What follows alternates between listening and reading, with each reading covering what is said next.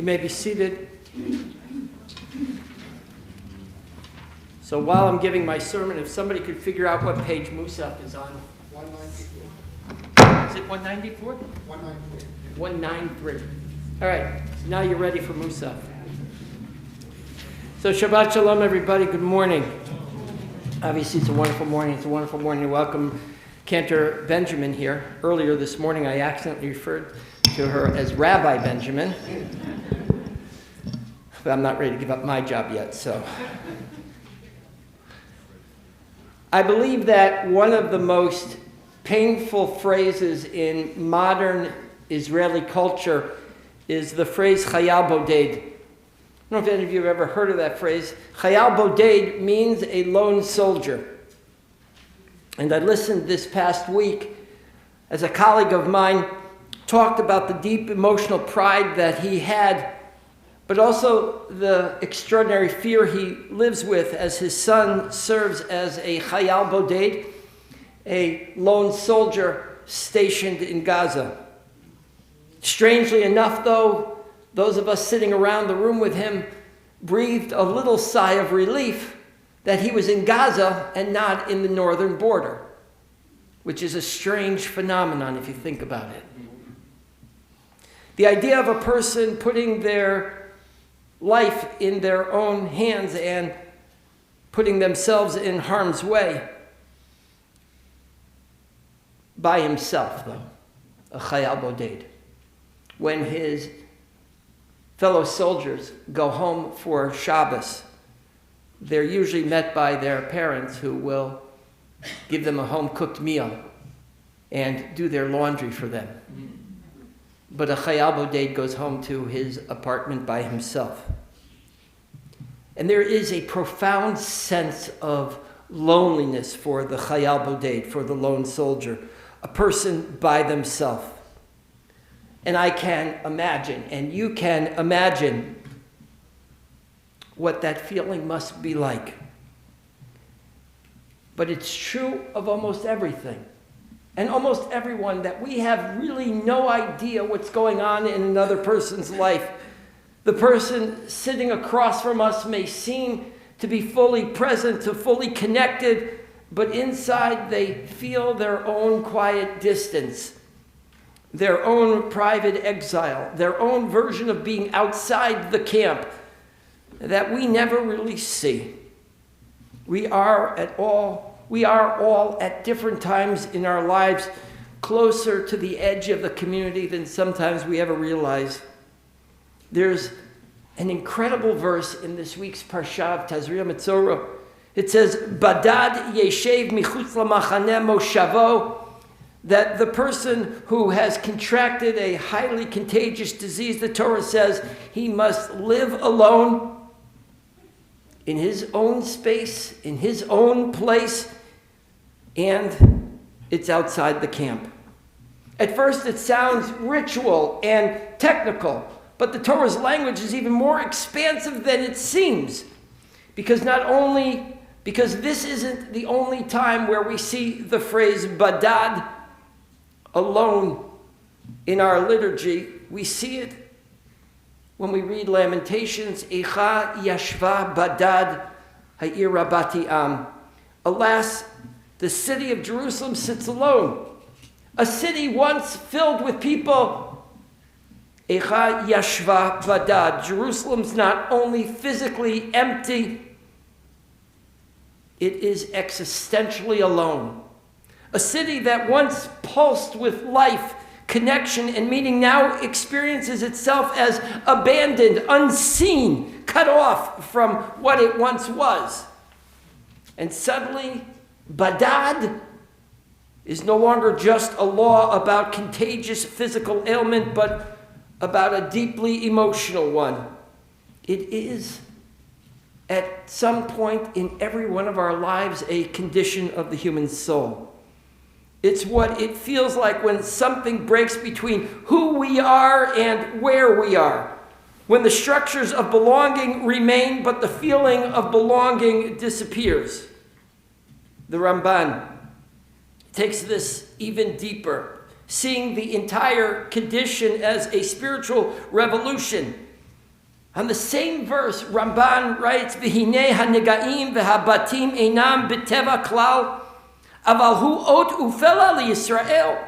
These afflictions are not natural occurrences at all, but a sign and a wonder within Israel. Ramban's vision of isolation is not merely social. It is a spiritual unveiling. Something inside us has become misaligned, and life makes it visible on the outside. What is hidden can no longer remain concealed. Sforno adds something beautiful, another strikingly human level. Badad Yoshev, he explains, Badad Yeshev Leman Yitbonen B'ma'asav Yishuv, that this is an opportunity for us to reflect, to sit back for a moment and return to our actions.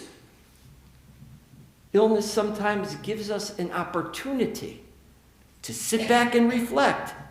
For Sforno, isolation is not abandonment, it's a space for reflection, for clarity, for return. Even loneliness becomes purposeful. There's no doubt there is a utility to being by one's self. It's an opportunity to be alone. But I would say, don't live there. Don't make it your home.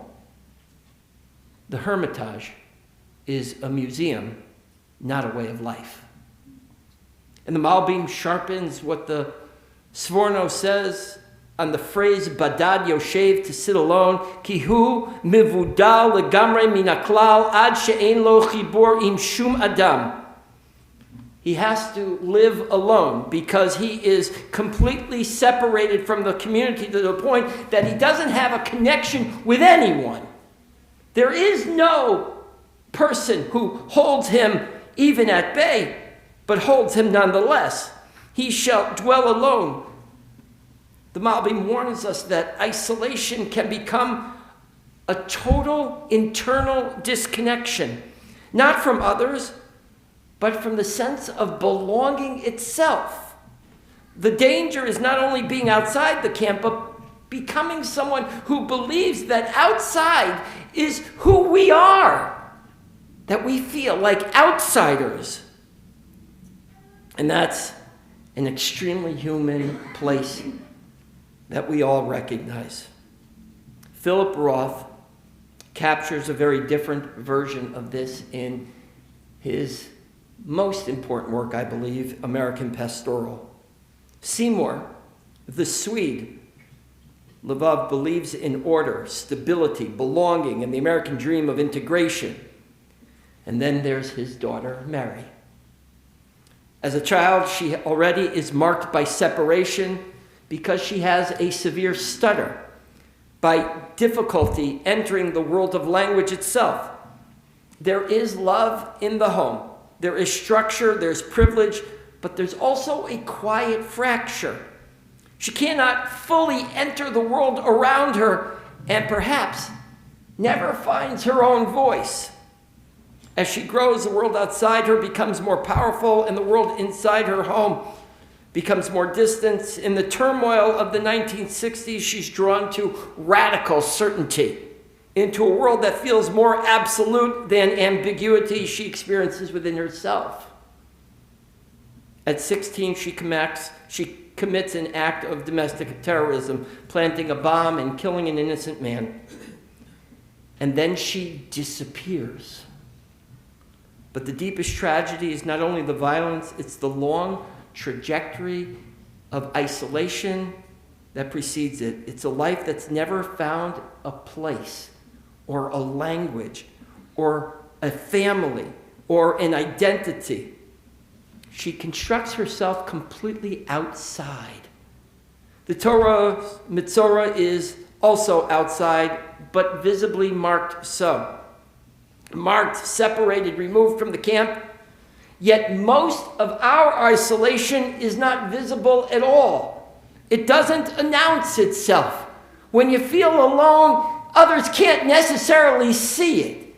There isn't some flag that goes up. It can be felt in a crowded room. It can be felt at a family gathering. You can be surrounded by people but still feel completely alone. Sometimes that isolation is imposed on us by life itself, by illness, by loss, by disappointment, by relationships that change, by our identities that no longer fit. And sometimes our loneliness is self-imposed. We begin to believe, consciously or not, it's safer to be outside. They wouldn't understand me anyways.